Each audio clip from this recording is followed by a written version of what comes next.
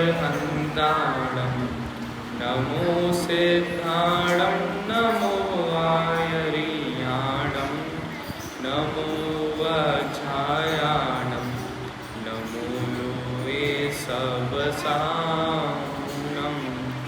मोक्षमार्गस्य नेतारं भेतारं कर्मव्रतां ज्ञातारं विश्वतत्त्वानां वन्दे तद्गुणलब्धये। आत्म के अहित विषय कषाय इनमें मेरी परिणति न जाए। मैं रहूं आप में आप लीन सो करो होई जो निज अधीन। 10 लक्षण महान। महान क्यों है ये? अनादिकाल से है, वर्तमान में भी है और अनंत काल तक भी मनाए जाएंगे। बस। और क्यों है ये महान? क्योंकि ये निष्पक्ष सभी धर्मों का है, सभी गतियों के जीव का धर्म है, सभी जातियों का धर्म है, यहाँ तक कि तिर्यंचों का भी त्यौहार है। तिर्यंचों के भी त्यौहार आने लगे। 10 लक्षण, अष्टानिका इत्यादि। पर्व की हम कुछ परिभाषा देख रहे थे। एक देखा था जोड़ना, एक देखा था और लेकर जाना। अब देखिए वास्तव में पर्व क्या होता है। वास्तव में पर्व क्या होता है? सार्थक, आज रक्षाबंधन है। आज रक्षाबंधन है, आपको किसी ने राखी बांधी। अगले दिन आपका रिजल्ट है और आप उसमें टॉप कर गए। ज़्यादा खुशी आपको किस दिन है? पहले दिन कि अगले दिन? अगले दिन। अब देखिए पर्व, जिस दिन मैंने पूजा करी, जिस दिन मैंने स्वाध्याय किया, वो पर्व है। कि जिस दिन मैं मोक्ष कल्याणक हो गया, जिस दिन मैं मोक्ष चला गया, वो पर्व है। बहुत बढ़िया। यानी पर्व क्या? वास्तविक पर्व क्या? जिस दिन मैं सुख को प्राप्त हो गया, वो पर्व। अभी बात करते हैं 10 लक्षण पर्व की। धर्म 10 प्रकार का है क्या? धर्म 10 प्रकार का नहीं है। धर्म का कहने का लक्षण, पहचानने का लक्षण 10 प्रकार का है, ताकि हम जैसों को धर्म समझ आ जाए। अब एक ही दिन में क्षमा, मार्दव, आर्जव, सत्य, शौच, संयम, तप, त्याग सब कहने लगे तो नहीं घुसता। आज कौन सा धर्म करने का दिन है? करने का दिन है। आज उत्तम शौच समझने का दिन है। करने के तो रोज ही है। उत्तम शौच, शुचेर भावः शौचवम। सुना है? तत्वार्थ सूत्र की बात है। शुचेर भावः शौचवम, यानी पवित्रता का भाव शौच है। किसका भाव शौच है? पवित्रता क्या होती है? सफाई रखना, घर साफ करना, मंदिर साफ करना। आज के दिन जो सालों पुराने मकड़ी के जाले कोने में लगे रहते हैं ना, वो चढ़ चढ़ के साफ होते हैं। भैया हमारा शौच धर्म तो कुछ और है। महिलाओं का शौच धर्म ये है। आगे शौच, और क्या करते हैं शौच में? पवित्रता, साफ सफाई। जो इन पहले 3 दिन नहीं नहाया ना, वो आज के दिन तो पक्का नहाता है। यदि प्रक्षाल करने जा रहा है 3 दिन से और करने के बाद घर पे ऐसे ही आ जाता है, तो शौच धर्म में जब प्रक्षाल करके आएगा तब दोबारा साबुन से नहाएगा, क्योंकि वो कैसी है? पवित्र है साबुन। और उससे क्या मानता है? नहाकर आज तो शौच धर्म हो गया, शौच धर्म हो गया। क्या इस पवित्रता का नाम उत्तम शौच धर्म है? क्या नहाने का नाम उत्तम शौच धर्म है? सुनिएगा, यदि नहाने का नाम उत्तम शौच धर्म है तो 28 मूल गुण, जिसमें से एक मूल गुण का नाम है स्नान। यानी जो अपने महाराज जी है वो तो नहाते नहीं है, स्नान है। फिर तो उनको उत्तम शौच धर्म होना ही नहीं चाहिए। प्रश्न आया समझ में? प्रश्न क्यों है ये प्रश्न? ताकि स्वयंभू बीच में सोए ना, इसलिए प्रश्न है। यदि नहाने का नाम शौच धर्म है तो तो जिनका मूल गुण ही अस्नान है उनको शौच धर्म कैसे हुआ, ये प्रश्न है। और देखिए आगे चलते हैं, शौच धर्म है क्या। शौच का विपरीत, शौच का उल्टा क्या है? कौन सी कषाय है शौच के उल्टा? लोभ कषाय। सबसे पहले दिन कौन सी कषाय का भाव हमने किया, कर दिया? क्रोध। अगली मान, उससे अगला कल माया का कर दिया। आज लोभ कषाय। यह लोभ कषाय को समझने का दिन है आज का। लोभ कषाय को जानते हैं बच्चों। पाठशाला में लोभ का अर्थ आपने क्या सुना है? लालच। बहुत बढ़िया। लोभ किसे कहते हैं? लालच को कहते हैं। अब एक वाक्य, आज के प्रवचन का पहला वाक्य, मेरे को लाइन से पाप लगाने हैं। तो सबसे ऊपर कौन सा पाप लगाऊं? मैं बता रहा हूं। सबसे ऊपर आएगा मिथ्यात्व, फिर 4 कषाय, फिर हिंसा आदि पाप। बोलेंगे कोई? सबसे ऊपर, उसके बाद ये आज का पूरा प्रवचन का सार समझते हो? शॉर्टकट। जिसको ये समझ आ गया उसको उत्तम शौच धर्म प्रकट हो गया। दोबारा से, सबसे ऊपर मिथ्यात्व, फिर 4 कषाय, फिर 5 पाप। अब ये जो 4 कषाय है, इनमें से चौथी कषाय कौन सी है? लोभ। लोभ को क्या कहते हैं? पाप का। क्यों? क्योंकि लोभ के वश होकर, लालच के वश होकर जीव घोर पाप करता है। और सबसे ऊपर हमने पाप कौन सा लगाया? यानी लालच के वश होकर भी जीव मिथ्यात्व करता है। हमें क्या लगता है? हिंसा करने वाला इतना बुरा, चोरी करने वाला इतना बुरा, कुशील करने वाला तो महाबुरा, दंडनीय, सरकार दंड दे देती है, इतना बुरा। लालच करने वाला भी बुरा, क्योंकि लालच के वश होकर जीव हिंसा, झूठ, चोरी, कुशील, परिग्रह तो करता है, ये तो दूर। सबसे पहले तो वो क्या करता है? मिथ्यात्व करता है। और उत्तम शौच में लगा हुआ उत्तम शब्द किसका सूचक है? सम्यक्त का सूचक है। यानी ये उत्तम शौच धर्म कैसे प्रकट हो? सम्यक्त पूर्वक। ये बात आई आप सबको समझ?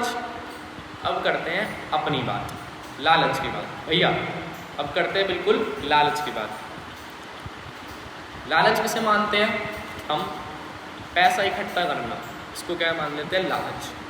या इसके प्रति ज़्यादा राग होना, ज़्यादा इकट्ठा करने की चाह होना। पैसों की बात हो रही है, धन की बात हो रही है। भारत में रुपया, अमेरिका में डॉलर, ये पैसा इकट्ठा करना, इसको हम क्या कहते थे? लालच। पर आचार्य ने लोभ के कारण में कहीं भी पैसों का नाम ही नहीं लिखा। लोभ के निमित्त में, लोभ के कारण में उन्होंने कहीं भी पैसों का नाम नहीं लिखा।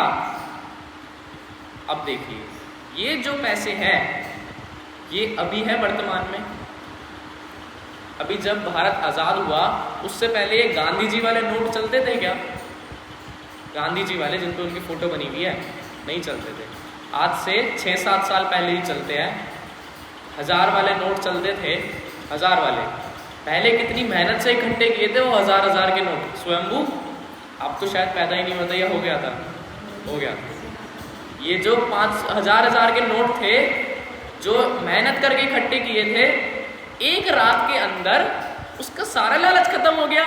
एक रात नहीं, 1 सेकंड के अंदर, एक वाक्य सुन के सारा लालच खत्म हो गया कि कहाँ इसको ठिकाने लगाऊं, कहाँ इसको ठिकाने लगाऊं। भाभी सीए। उसके बाद देखिए, धन को यदि लालच माने, तिर्यंचों के पास तो धन ही नहीं है। तिर्यंच गति में किसी के पास धन है क्या? शुद्धि। तिर्यंच गति में किसी के पास पैसे है क्या? रुपीस, डॉलर नहीं है। तो क्या उनको उत्तम शौच धर्म हो गया? क्या वो लालच से रहित हो गए? देखिए, दूसरा प्रश्न आ गया। पहला क्या था? क्या मुनियों को शौच धर्म है क्योंकि वो तो स्नान वाले हैं।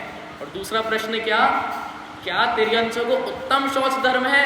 क्योंकि उनके पास तो धन का लालच ही नहीं है।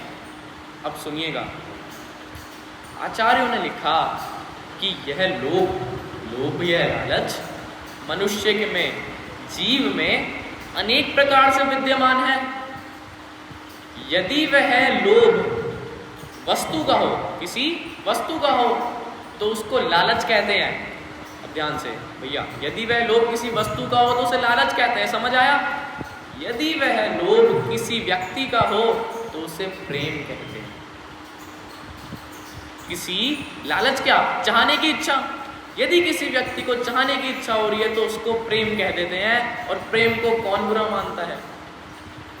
अरे जब प्रेम होने के बाद टूट जाता है तब बुरा मानते हैं। प्रेम करने में या प्रेम जब हो जाता है तब तो कोई उसे बुरा नहीं मानता। पर आचार्य कह रहे हैं वह भी लोभ है। सुनिएगा, अंजना, नाम सुना आपने? अंजना, उनका पति पवनंजय।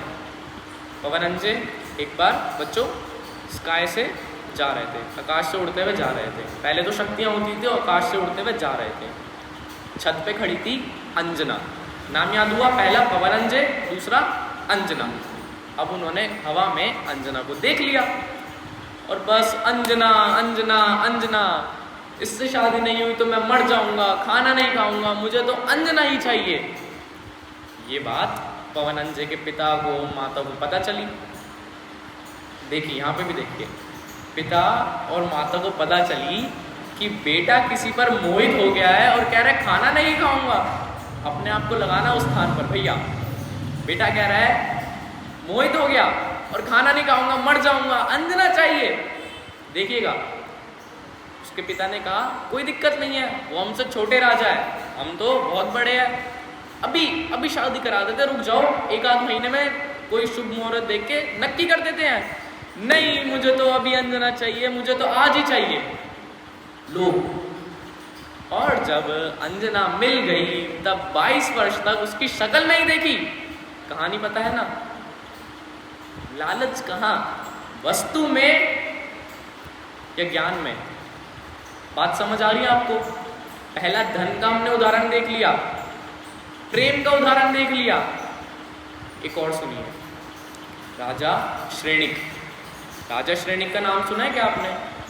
राजा श्रेणिक एक वो ब्राह्मण था, राजा श्रेणिक, और रानी चेलना वो जैन।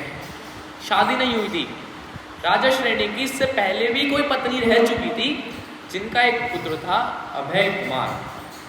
अब राजा श्रेणिक ने चेलना को कहीं देख लिया, चेलना चाहिए, चेलना चाहिए। अब वो चेलना कि मैं तो जैन हूँ, ये ब्राह्मण, मैं कैसे शादी करूँ? तब एक पिता अपने पुत्र अभय कुमार को कह रहा है कि मेरे लिए चेलना का विवाह कराओ, मुझसे चेलना का विवाह कराओ। पिता पुत्र को कह रहा है कि मेरा विवाह उस चेलना से कराओ। पुत्र के स्थान पर रहकर देखिए। अब यानी ये जो लालच है, ये लालच ऐसी क्रिया करा देता है। लोभ पाप का बाप है, हिंसा, झूठ, चोरी, कुशील, परिग्रह करा देता है। यहाँ तक कि जो हमने कल मायाचार समझा वो भी लालच के कारण था। अगर मुझे किसी चीज का लालच ही नहीं है, स्वस्ति, मुझे किसी चीज का लालच ही नहीं है, तो क्या मैं उसको पाने का ट्राई करूंगा? मैं उसको पाने की कोशिश करूंगा? ये लालच पाप का कारण है, यहाँ तक कि कषाय का कारण है, माया कषाय, यहाँ तक कि मिथ्यात्व का कारण है। दोबारा, सबसे ऊपर क्या था? मिथ्यात्व। फिर 4 कषाय थी। इन 4 कषाय में सबसे टॉप वाली कषाय कौन सी? लोभ। सबसे टॉप वाली कौन सी? लोभ। उससे फिर नीचे आते हैं। सबसे पाप में सबसे टॉप का पाप कौन सा? परिग्रह। सबसे ऊपर वाला पाप कौन सा? परिग्रह। अब सुनिएगा, परिग्रह अर्थात धन को संचित करना, धन को इकट्ठा करना, मात्र धन नहीं, वस्तु को इकट्ठा करना। अब आते हैं त्याग की बात। त्याग के दिन है ना, त्याग के। शास्त्रों में कहीं नहीं लिखा कि मैं नियम ले लूं कि मैं पूरी जिंदगी भर मात्र 2 लाख रुपए, मात्र 10 लाख रुपए, मात्र 20 लाख रुपए का परिणाम कर लूं, परिमाण कर लूं। कर देते हैं ना कि इससे बाहर नहीं कमाऊंगा, इतने में मेरा हो जाएगा। शास्त्रों में लिखा कि आप वस्त्रों का परिमाण करो, आप घर का परिमाण करो, आप बाह्य वस्तु का परिमाण करो, पर धन का परिमाण मत करो। गहरी बात है बहुत। क्यों? आज के 10 रुपये का क्या मूल्य है? आप बताइए, आपके ज़माने में 10 रुपये का क्या मूल्य था? बहुत। 10 रुपये में महीना चल जाता था पूरा। आज 10 रुपये में एक दिन नहीं, एक टाइम का भोजन करके दिखाओ। अब मैंने शास्त्र पढ़कर 1 लाख रुपए का परिमाण कर लिया, 1 लाख का। 10 साल बाद क्या होता है? वो 1 लाख रुपए महीने भर नहीं, महीने भर तो अब भी मुश्किल है, हफ्ते भर। यानी अगर मैं इसकी जगह 2 कपड़े, 10 कपड़े इस प्रकार का परिमाण करूं तो ये मेरे लिए फायदेमंद रहेगा ना। और सुनिए, नियम के बारे में बात है ये। यदि कोई नियम लेकर मुझे कष्ट हो रहा है, मुझे थोड़ी सी भी व्याकुलता हो रही है, यदि कोई नियम लेकर मुझे थोड़ी सी भी व्याकुलता हो रही है, तो समझिए वो जैन धर्म का नियम नहीं है। भैया दोबारा से, यदि मुझे कोई नियम लेकर व्याकुलता, परेशानी, दुख हो रहा है, तो वो बच्चों जैन धर्म का कोई नियम नहीं है। स्वस्ति, अगर आपने नियम लिया है मैं रात में भोजन नहीं करूंगी और आपको परेशान कर रहा है, वो आपको दुख दे रहा है, उससे आप परेशान हो रहे हो, तो वो आपने नियम नहीं लिया, उसका आपको पाप लग रहा है। कल वाले विषय पर आते हैं। मन में होए सो वचन उचरिए, वचन में होए सो तन सो करिए। ये पंक्ति ऐसी है, इसमें 10 दिन प्रवचन हो जाए। पर अब काया में मैं लोभ करता हुआ दिख रहा हूं, क्योंकि मेरे वचनों में लोभ है, क्योंकि मेरे मन में लोभ है। अब उल्टा चलते हैं। काया में भैया मैं दान देता हुआ दिख रहा हूं। दानी व्यक्ति तो लोभी नहीं है ना। चलो दान तो बहुत दूर की बात हो गई। अभी हम घूमने गए हैं, सब लोग घूमने गए हैं। स्वयंभू बेटा, आपका नाम क्या था? शाश्वत, हम सब घूमने गए हैं। अब यदि एक आदमी थोड़ा सा किसी और के बालक पर खर्च कर दे, भैया किसी और के बालक पर यदि कोई आदमी थोड़ा सा खर्च कर दे, तो सब क्या कहेंगे? कितना निर्लोभी व्यक्ति है, पैसों का जरा सा भी लालच नहीं है। और दूसरी तरफ यदि कोई ऐसा ना करे तो उसको क्या कहेंगे? लालची है। कहाँ लेकर जाएगा इतना? अरे यहीं छोड़, कंजूस है, यहीं तो छोड़ के जाना है सब कुछ। समझ आया? हमने लोभ को बाहर की क्रिया बना दिया है। लोभ को क्या बना दिया सार्थक? बाहर की क्रिया बना दिया है। 2 लोभ हो गए, धन का लोभ, व्यक्ति का लोभ। आगे सुनिए, आचार्य देव कहते हैं कि लोभ ज्ञान का भी हो सकता है। ज्ञान का लोभ, यदि मैं मात्र ज्ञान सिर्फ याद हो जाए, ये पढ़ लूं, वो पढ़ लूं, ये वाला कोर्स कर लूं, वो वाला कोर्स कर लूं, तो भी मैं लोभी हूं। लालच। अभिप्राय शब्द बोल रहा हूं, अभिप्राय। मेरा अभिप्राय क्या है कि मेरे को अच्छी नौकरी मिल जाए। मेरा अभिप्राय क्या है कि मैं अगर ज़्यादा पढ़ लूँगा तो मैं ज़्यादा कमा लूँगा। उदाहरण देखिएगा, एक व्यक्ति बहुत मेहनत करता है, अच्छी नौकरी पे गया, पूरे साल भर मेहनत करी, पूरे जीवन भर मेहनत करी, बहुत मेहनत करी, 3-4 कोर्स किए, बार बार प्रमोशन होता गया, तब जाके वह करोड़पति बन गया। क्या बन गया? वो करोड़पति बन गया। कुछ साल बाद, 1-1.5 साल बाद उसके घर में एक पुत्र की उत्पत्ति हुई। वो पुत्र करोड़पति हुआ कि नहीं हुआ? करोड़पति हो गया, पर मेहनत पर सारा लालच पर सारी मेहनत तो उसके पिता ने करी थी ना। और वो बच्चा पैदा होते ही करोड़पति हो गया। मेरे धन संचय करने पर, मेरे हाथ पैर मारने पर, मेरे व्याकुल होने पर पैसा नहीं आता, सामग्री नहीं आती। यह तो पूर्व के पुण्य उदय से आती है। अब दोबारा से बोल रहा हूँ एक और बात। टोडरमल जी लिखते हैं, जो हम ये शास्त्राभ्यास कर रहे हैं, इससे सातिशय पुण्य का बंध होता है। सातिशय पुण्य, कुछ साधारण पुण्य नहीं। दादा पुंगचंद जी भारिल एक बात कहते हैं, ये स्वर्ग गति तक का जाने का पुण्य तो कुत्ते बिल्ली कर लेते हैं। स्वर्ग गति में जाने का पुण्य तो कुत्ते बिल्ली कर लेते हैं। कुत्ते को सुनाया था ना नमोकार मंत्र, चला गया स्वर्ग में। मेंढक तो उसको तो कुछ सुनाया नहीं, वो जा रहा था शुभ भाव से, मरा, देवगति में चला गया। ये जो हम जिनवाणी सुनकर शास्त्राभ्यास करके सातिशय पुण्य, दोबारा से सातिशय पुण्य कर रहे हैं, ये पुण्य परंपरागत ऐसा माहौल लेकर आएगा कि साक्षात समव शरण में पैदा होंगे हम। साक्षात समव शरण, साक्षात देव का समागम मिलेगा। केवल किससे? ये जो हम यहाँ बैठकर शास्त्राभ्यास कर रहे हैं। सातिशय, दोबारा से सातिशय, अतिशय वाला पुण्य। एक व्यक्ति था, मुझे नाम याद नहीं आ रहा, भैया आपको आया तो बताना, उसको राज्य से निकाल दिया।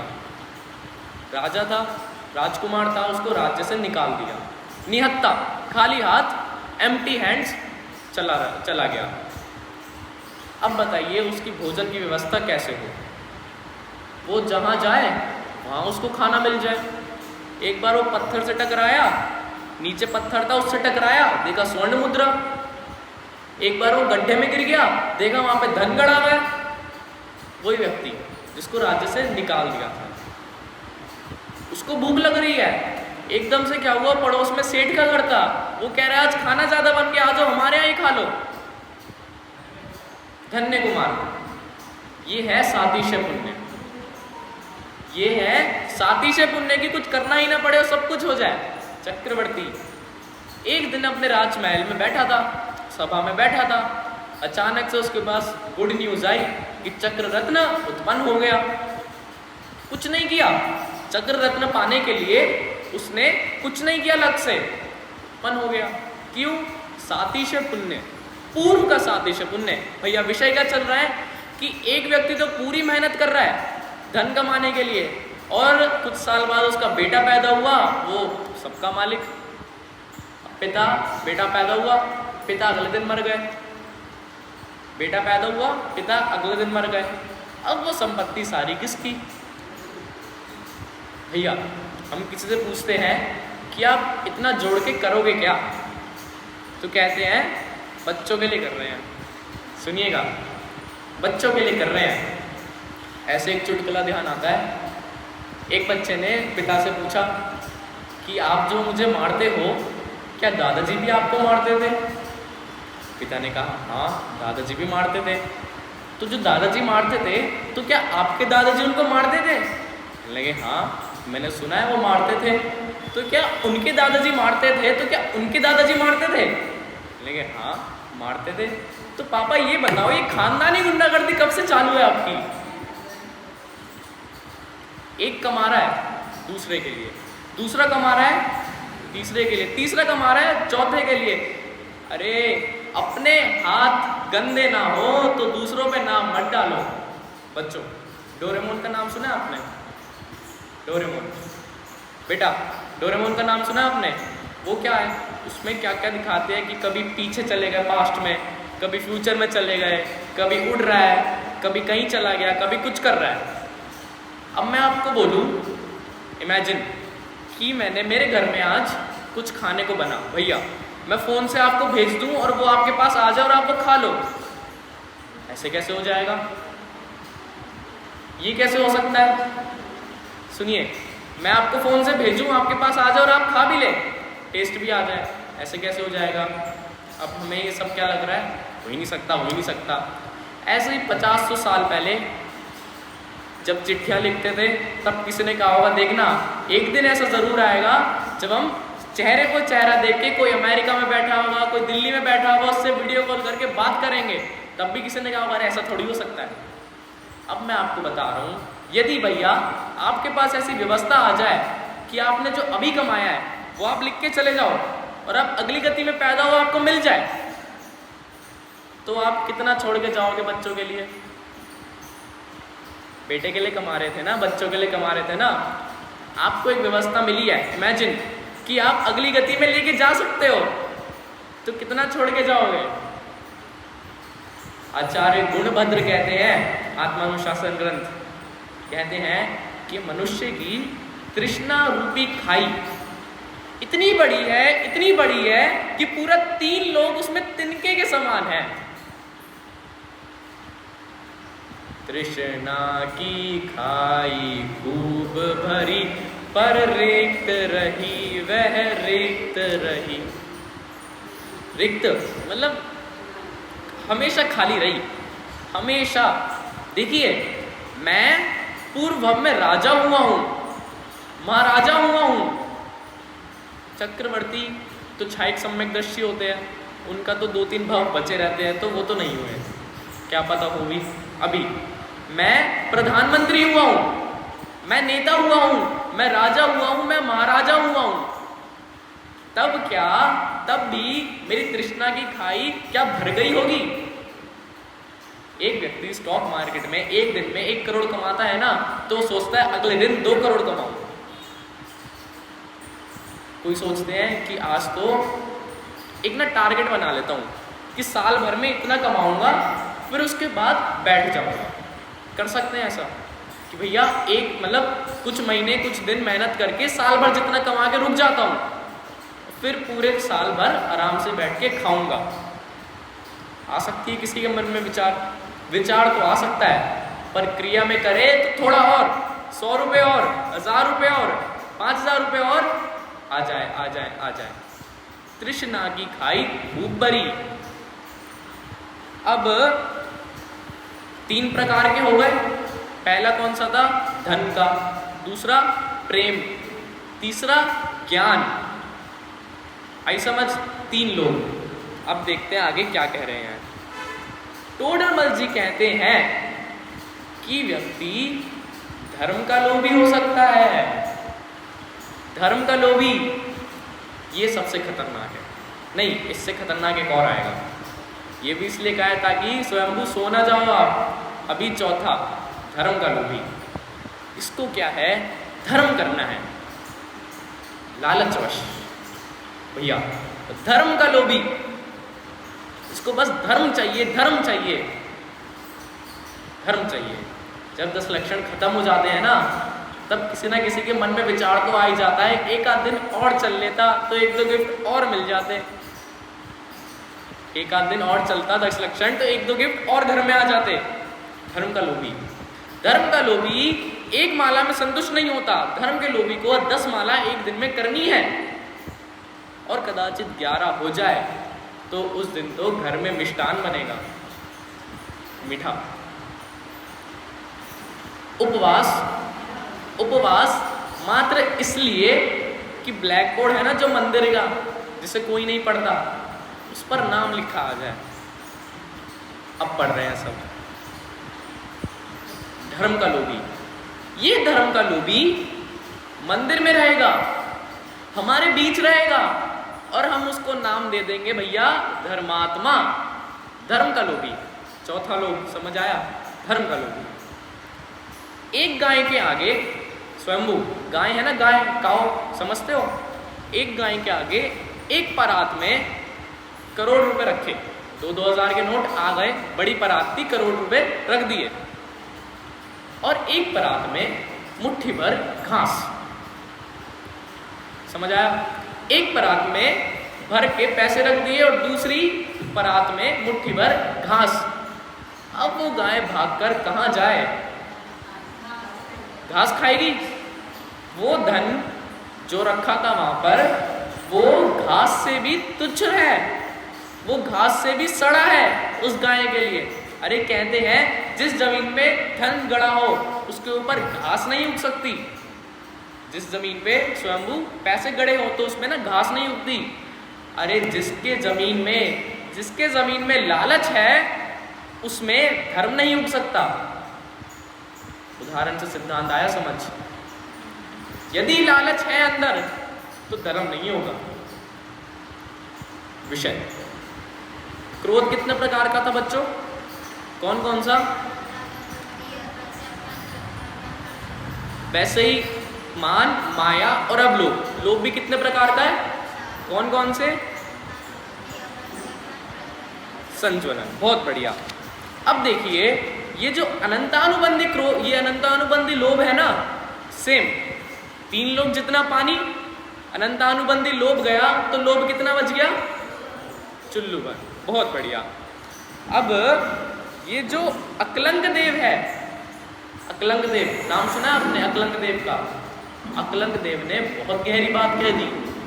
वे कह रहे हैं मनुष्यों को जीवन का लोभ हो जाता है, जीवन का लोभ, लंबी आयु का लोभ, ये तो सबको है। जीवन का कितने हो गए?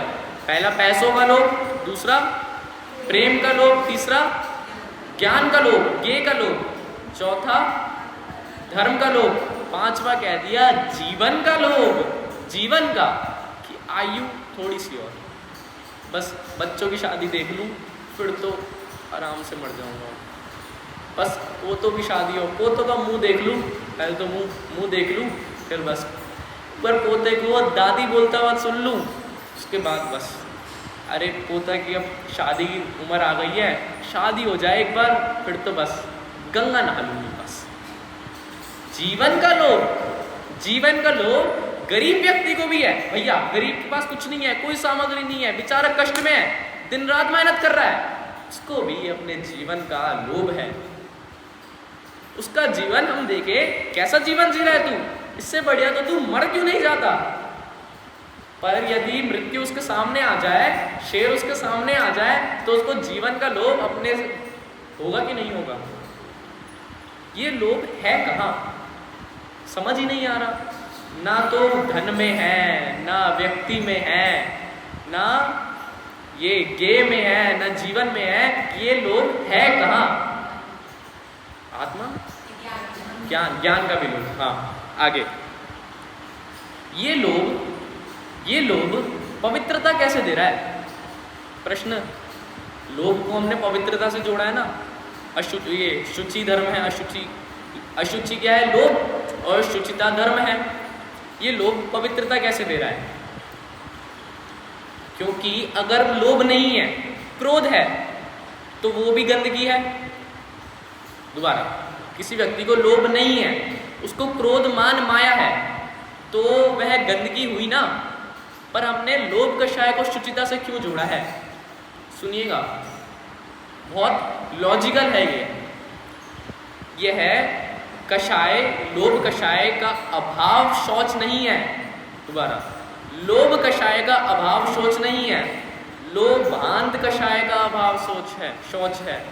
लोभांत, लोभ तक कषायों का अंत शौच है। 10वें गुणस्थान, यदि आपने थोड़ा बहुत पढ़ा है तो 10वें गुणस्थान का नाम है सूक्ष्म सांप्राय, अर्थात सूक्ष्म लोभ। 10वें गुणस्थान का नाम है सूक्ष्म लोभ। और इससे पहले तक क्रोध, मान, माया सब खत्म हो गया, बस 10वें गुणस्थान तक क्या बच गया? थोड़ा सा लोभ बच गया। और जैसे ही 10वां गुणस्थान गया, वीतरागता आ गई। 11वां गुणस्थान भी पूर्ण वीतरागी, 12वां भी, 13वां भी, 14वां भी, उसके बाद तो वीतरागता। यानी वीतरागता क्या है? पवित्रता। लगा सकते हैं हम ऐसे, पवित्रता क्या हुई? वीतरागता। और वीतरागता का उल्टा क्या होता है? मोह, राग, द्वेष। ये सब क्या है? गंदगी। ये क्या है? अशुचि। आ रही है बात समझ में? बिल्कुल आ रही है भैया। लोभ तक, लोभ जब खत्म होता है उससे पहले क्रोध, मान, माया, हिंसा, झूठ, चोरी, कुशील, अरे मिथ्यात्व जो सबसे ऊपर रखा था ना, वो भी खत्म हो जाता है। इसलिए लोभ के जाने पर पूर्ण पवित्रता आ गई, इसलिए उत्तम शौच से लोभ को जोड़ा जाता है। लॉजिकल, बिल्कुल लॉजिकल बात करनी है हमें। जैन धर्म उल्टी मान्यता का नाम नहीं है, जैन धर्म रूढ़ी का नाम नहीं है कि उन्होंने कह दिया ये करो तो ये करो। जैन धर्म लॉजिकल धर्म है, बिल्कुल प्रैक्टिकल धर्म है भैया। जैन धर्म ने कहा है कि रात में मत खाओ, जैन धर्म ने कहा है अष्टमी और 14 के दिन व्रत रखो, तो कोई नहीं रखता। अभी है ना, न्यूज़ में पढ़ा था मैंने, एक आ गया मून फास्ट। मून फास्ट अष्टमी और 14 को क्या होता है? ये जो चांद है ना, चांद, ये थोड़ा धरती के नज़दीक होता है अष्टमी 14 को, तो समुद्र में लहरें ना ये उछलती है, ज़्यादा तेज उछलती है। हमारा शरीर भी 70% पानी है, तो उस दिन भोजन करना थोड़ा हमारे शरीर के लिए, स्वास्थ्य के लिए अच्छा नहीं है, मून फास्ट। अब हमारे जैन धर्म में कई हजार साल पहले कह दिया अष्टमी और चौदस को व्रत रखो, तो भैया कोई नहीं रख रहा। अब यदि शिल्पा शेट्टी आकर कह दे मेरी फिटनेस का राज मून फास्ट, तो सब करने लगेंगे। और ये बात समझ में, जैन धर्म बिल्कुल प्रैक्टिकल धर्म है। ऐसे आपको कई उदाहरण मिल जाएंगे जो अब सेलिब्रिटी के अभी भी जो जन्म से तो हिंसक थे, जो जन्म से मांस भक्षण करते थे, पर उन्होंने भी समझकर, लॉजिकली समझकर मांस भक्षण छोड़ दिया, रात में खाना छोड़ दिया। अरे अब तो पानी छानने वाले भी बहुत हो गए। जैनियों की बात नहीं कर रहा हूँ, अन्यों की बात कर रहा हूँ, क्योंकि जैनी तो है ही पहले से ही करने वाले। चलिए आगे, शौच धर्म की बात चल रही है। वास्तव में शौच धर्म है क्या? तन का उपचार किया अब तक, उस पर चंदन का लेप किया, मल मल कर खूब नहा करके तन के मल का विक्षेप किया। तन का उपचार किया, उपचार मतलब उसकी खातिरदारी करी, तन की। मल मल कर खूब नहाया, और ब्यूटी प्रोडक्ट में चंदन डल जाए ना तो दी बेस्ट। तो चंदन का लेप किया, उससे नहाया। अरे मल मल कर नहाया और तन के मल का विक्षेप किया, उत्तम शौच धर्म हो गया ना। अब आत्म के उपचार हेतु तुमको चंदन सम है माना, होकर निराश सब जग भर से अब सिद्ध शरण में मैं आया। तन का उपचार कैसे किया? चंदन लगा के। अब आत्म के उपचार हेतु चंदन कौन है? तुमको पाया चंदन सम, इसलिए अब मैं सिद्ध शरण में आया हूं। सिद्धों की शरण जाना है ना, सिद्धा शरणम पवजामी बोलते हैं। तो सिद्धों की शरण जाए कैसे? वे सिद्ध बनने से पहले क्या थे? अरिहंत। सिद्ध बनने से पहले क्या थे? कोई डायरेक्ट सिद्ध बहुत कम बनते हैं, सिद्ध बनने से पहले अरिहंत। वे अरिहंत दशा में समव शरण में जो कहे गए, यदि मैं उनके मार्ग पर चलूं तो क्या सिद्धम शरणम पवजामी हो जाएगा? हो जाएगा। यानी मुझे क्या करना? उनके मार्ग पर चलना। और उनका मार्ग कहाँ है? यहाँ है। सिर्फ यहाँ नहीं, यहाँ है। इसलिए प्रत्येक श्रावक का ये कर्तव्य है, प्रत्येक गृहस्थ का ये कर्तव्य है कि प्रत्येक दिन, 3 बार प्रत्येक हो गया भैया, प्रत्येक श्रावक का, प्रत्येक गृहस्थ का, प्रत्येक दिन यह कर्तव्य होना चाहिए कि शास्त्र अभ्यास करे। शास्त्र अभ्यास की महिमा अपरंपार है। टोडरमल जी लिखते हैं, सातिशय पुण्य बंधता है और परंपरा से वो पुण्य समव शरण में लेकर जाएगा आपको। और सुनिए, वही गुणभद्राचार्य, आज तो मैं गुणभद्राचार्य का फैन हो गया। सुबह भी 2 क्लास हुई थी, उसमें भी गुणभद्राचार्य अभी भी दोबारा गुणभद्राचार्य कहते हैं ये जो तिर्यंच गति के जीव है ना, ये चींटी, ये गाय, ये भैंस, ये आप लोगों का कर्जा उतार रही है। घर के जिस कोने में झाड़ू नहीं जाती, चींटी उस कोने से कचरा उठा के ले आती है बाहर। नाली के कीड़े, जो गंदगी बहुत सालों से पड़ी है, जो खत्म नहीं हो रही, नाली के कीड़े उसको खा के खत्म कर देते हैं। वो आपके ऋणी थे, पहले आपका कर्जा ले चुके थे, वो उतार रहे हैं। अब यदि मैं किसी का कर्जा लेकर मरता हूं,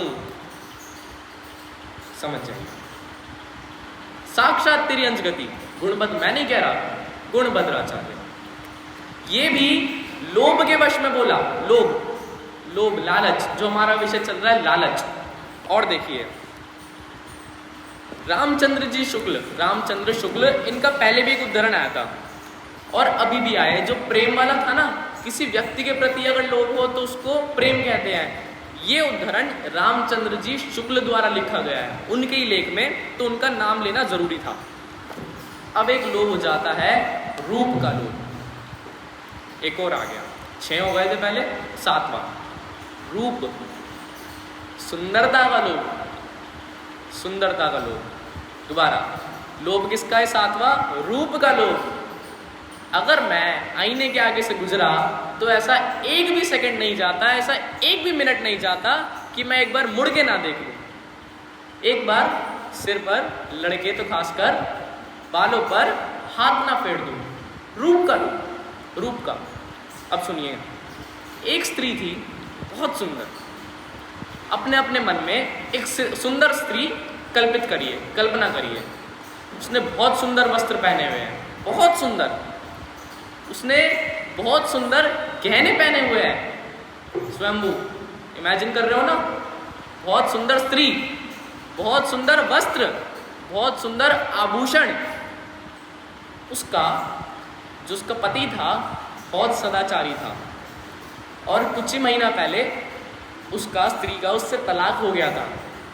अब वो स्त्री जिसने बहुत सुंदर आभूषण पहने हैं, बहुत सुंदर वस्त्र पहने हैं, खुद भी बहुत सुंदर है, सड़क से निकल रही है, तो लोग देखकर क्या कहेंगे?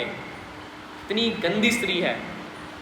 इतना बढ़िया पति था, इतना सदाचारी पति था, इतना पंडित पति था, इतना धर्मात्मा पति था, और ये रूप का मद, रूप का लालच। समझ आया कि रूप में भी लालच नहीं है, 7वीं चीज इसमें भी लालच नहीं है। यदि रूप में लालच होता तो उस स्त्री को देखकर सबको लालच आता। यदि किसी वस्तु में लालच है, किसी वस्तु में लालच है, तो उसका लालच सबको आना चाहिए। यदि एक को नहीं आ रहा और दूसरे को आ रहा है, तो वस्तु में नहीं है। पुद्गल में स्पर्श होता है क्या? पुद्गल में रस होता है क्या? पुद्गल में गंध भी होती है, पुद्गल में वर्ण भी होता है, ये इसका स्वभाव है। तो अनंत पुद्गल, जितने अनंत पुद्गल है, सब में ये 4 चीज पाई जाएगी। समय सार में लिखा, समय सार में क्या लिखा? सब सुंदरो लोए, लोए अर्थात लोक में, सर्वत्र यानी सर्व पदार्थ, सुंदरो यानी सुंदर है। समय सार में लिखा कि सारे पदार्थ सुंदर है, सारे पदार्थ सुंदर है। तो भैया जो बाहर नाली है ना, वो भी सुंदर है? नहीं, ये सुंदरता नहीं है। 3 चीजों पर ध्यान से, ये सूत्र है, जीवन जीने का सूत्र। ये 3 चीजें हैं, 3 उंगलियां हैं, इन 3 उंगलियों पर पूरा विश्व है। मेरी 3 उंगलियों पर पूरा विश्व है। पहला है द्रव्य, सार्थक। पहला द्रव्य, ये द्रव्यों के गुण, और ये उन गुण की पर्याय। ये 3 शब्द नए तो नहीं है किसी के लिए, नए। ये द्रव्य, ये गुण, और ये उनकी पर्याय। द्रव्य कैसा है? जिसका कभी नाश नहीं होता, जिसका कभी उत्पत्ति भी नहीं होती। तो द्रव्य कैसा हो गया? अस्तित्व, द्रव्य का अस्तित्व है, उसका कभी नाश नहीं होगा। द्रव्य को हटा दो यहां से। अब द्रव्यों के क्या होते हैं? गुण। अब गुण लघु शक्ति, एक गुण दूसरे गुण रूप नहीं होता। द्रव्य में रहने वाले गुण बिखर कर अलग अलग नहीं होते। तो मेरे गुण अलग हो रहे हैं क्या? नहीं हो रहे, इसको भी हटाओ। अब बची पर्याय, जो हमें दिख रही है। भगवान कहते हैं ये सभी पर्याय खचित है। खचित समझते हैं? खचित, ये सभी पर्याय लाइन से लगी हुई है, एक के बाद एक आएगी, पहली वाली जाएगी, दूसरी आएगी, और ये बिल्कुल फिक्स है।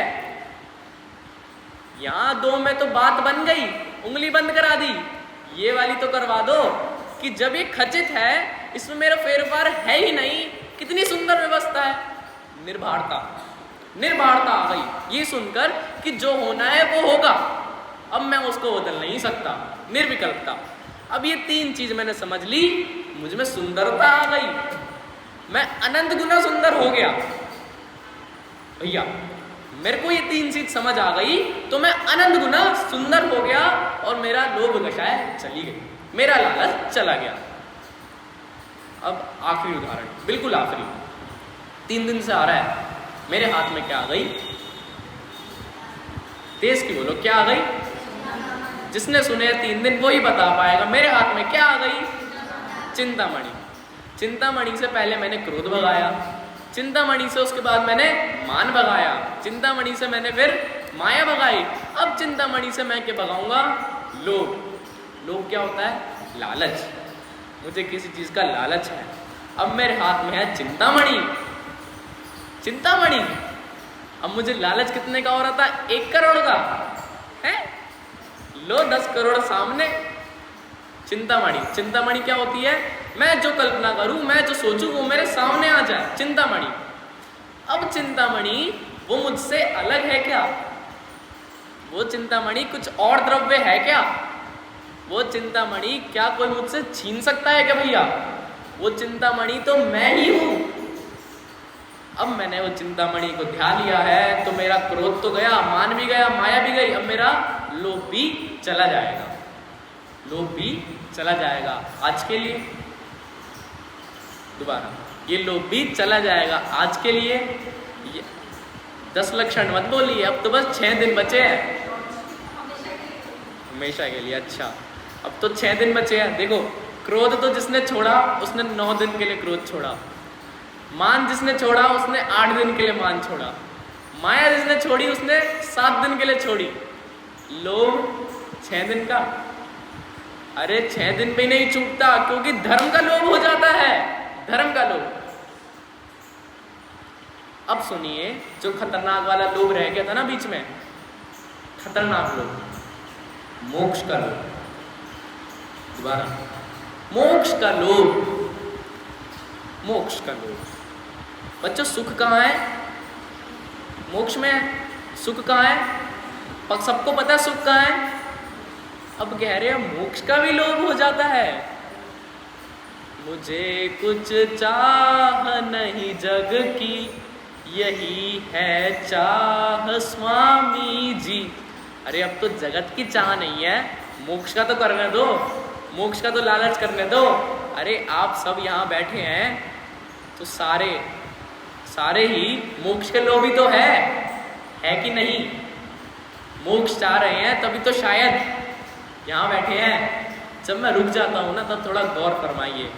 जब हम यहाँ बैठे हैं तो हम मोक्ष के लोभी शायद यहीं बैठे हैं क्या? मोक्ष के लोभ के लिए नहीं। कहते हैं मोक्ष का लोभ भी नहीं करना, लालच नहीं करना। फर्क समझिएगा। लक्ष्य मोक्ष का रखना, लक्ष्य मोक्ष का रखना बच्चों, पर वो मोक्ष मुझसे अलग नहीं है, वो मोक्ष सिद्धशिला नहीं है। कहते हैं कि मनुष्य गति में से यदि मान चला जाए तो यही मोक्ष हो जाए। मोक्ष एक गुण विशेषक है, मोक्ष कोई स्थान विशेष नहीं है। अब मैं साधना कर रहा हूं कि मैं ऊपर चला जाऊं, ये जितने भी है ना ये देव, इनसे भी ऊपर सिद्धशिला में चला जाऊं, मोक्ष चला जाऊं, तो आचार्य कहते हैं तू अनंत बार मोक्ष में गया है।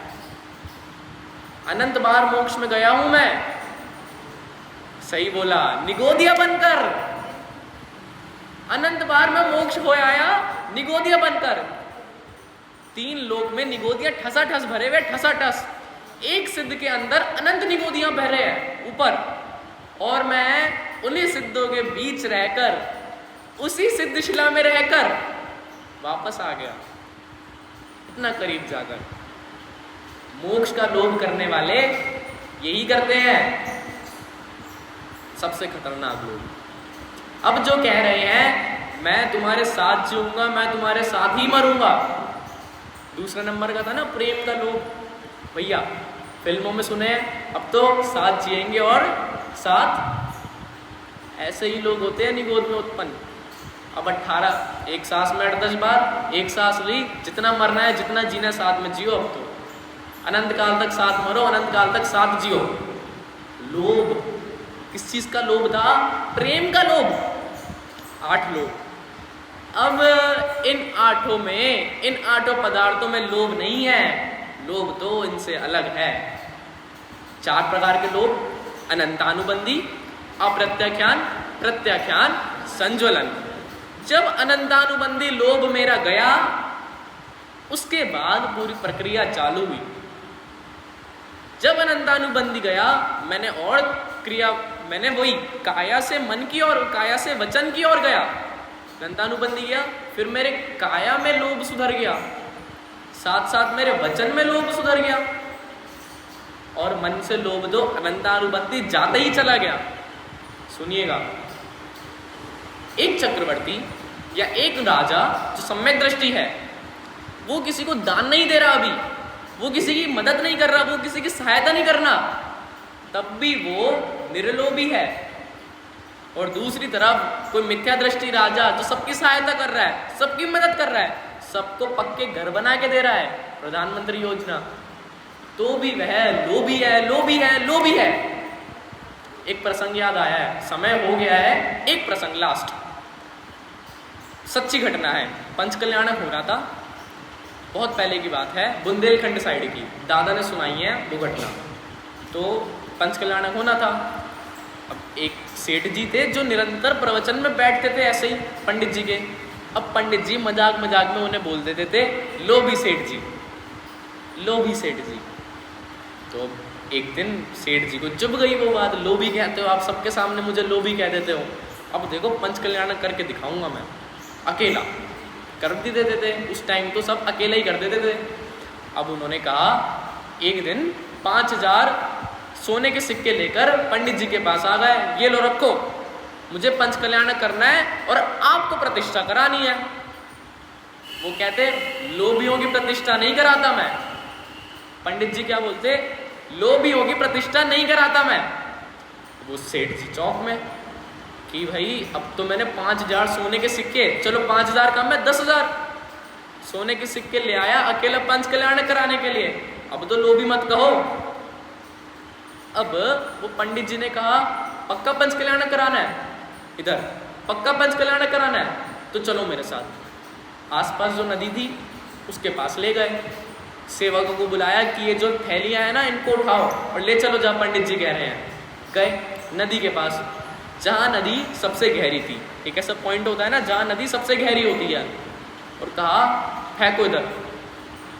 क्या फेंके, ये जो 10,000 रखे हैं ना फेंको उधर। क्या बात कर रहे हो, साल भर की कमाई है, पूरा गांव सबको खाना हो जाएगा, सबका भोजन हो जाएगा, आप कह रहे हो फेंको। समझ आया अब तक का प्रसंग। अब पंडित जी ने कहा आया ना लोभ बाहर। अब सेठ जी को वापस से चोट लगी, उन्होंने नौकरों का उठाओ। अब जैसे ही फेंकने को हुए तब पंडित जी ने कहा रुक जाओ रुक जाओ रुक जाओ, ठीक है नहीं है तुम में लोभ। अब सेठ जी ने बोला कि अब तो प्रवचन में बोलोगे ना निर्लोभी निर्लोभी। तब पंडित जी ने कहा लोभी लोभी महालोभी। पैसों का लोभ नहीं था उसे, क्या था, नाम का लोभ था, नाम का लोभ। नाम के लोभ में कौन प्रसिद्ध है, भरत चक्रवर्ती, कि जब वो अपना नाम लिखने गया वहां पर उसने देखा ये तो शिला भरी पड़ी है। नाम का लोभ, 9 हो गए लोभ। ऐसे करके हर स्थिति में आप लोभ ढूंढ सकते हैं। यदि आपका कुछ चीज करने का मन कर रहा है, कुछ क्रिया करने का मन कर रहा है और वह मोक्ष के विपरीत है तो वह लोभ है भैया। कुछ चीज करने का मन कर रहा है और वह मोक्ष मार्ग के विपरीत है तो वह लोभ है, क्योंकि लोभ दुख का कारण है और मोक्ष मार्ग तो सुख का कारण है। यदि मेरे रास्ते में रेगिस्तान आ रहा है तो मैं शिमला नहीं पहुंच रहा। यदि मेरे रास्ते में बर्फ के पहाड़, ठंडी हवा आ रही है तो मैं शिमला पहुंच रहा हूं। यदि मेरे रास्ते में लोभ आ रहा है तो मैं मोक्ष में या मोक्ष के आसपास भी नहीं हूं। यदि मेरे रास्ते में मोक्ष नहीं है तो बस अगला गुण स्थान तो वीतरागता का है, और वीतरागता ही शुचिता है, वो ही वास्तव में पवित्रता है। टाइम तो बहुत हो गया, एक बात और, हम वीतरागता क्रिएट करना चाहते हैं।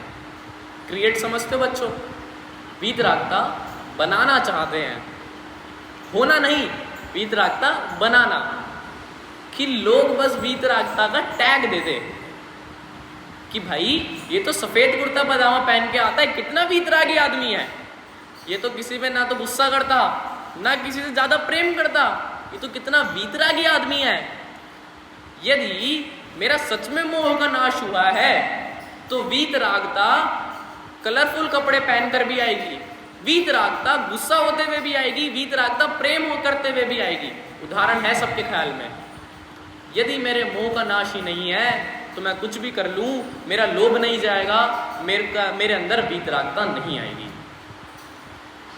सबसे पहला स्टेप, सबसे बड़ा पाप कौन सा था? मिथ्या। सबसे पहला काम उसको ही त्यागना। और वो कैसे त्यागे? मोक्ष के मार्ग पर चलकर। और मोक्ष का मार्ग कहाँ है? मात्र शास्त्राभ्यास में है। उसकी बात हम कर चुके हैं। ओम नमः सिद्धेभ्यः।